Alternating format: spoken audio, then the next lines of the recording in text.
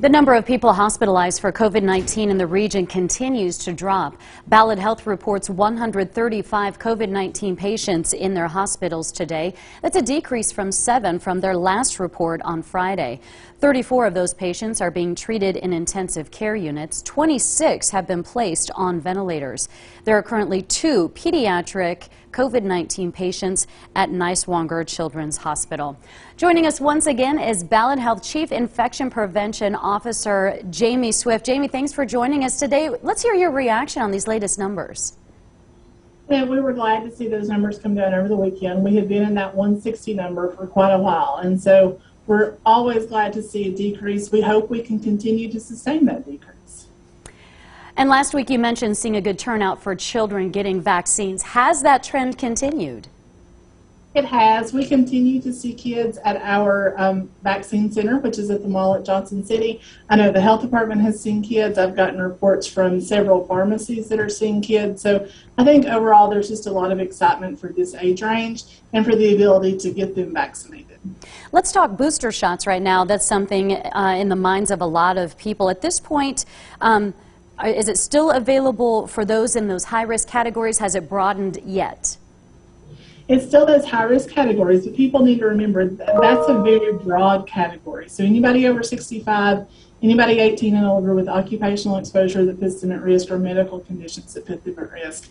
And like we've shared many times, all the different vaccine first, second dose, and third dose are all available at the mall site. So you can get that first dose, second dose booster, your first doses for your kids. We're really able to do all of those.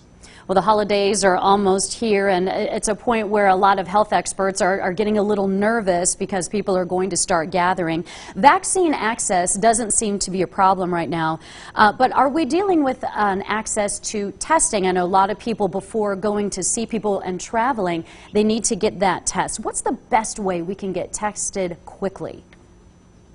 Yeah, so you have several different testing options. I believe some of the health departments have opened their testing back up.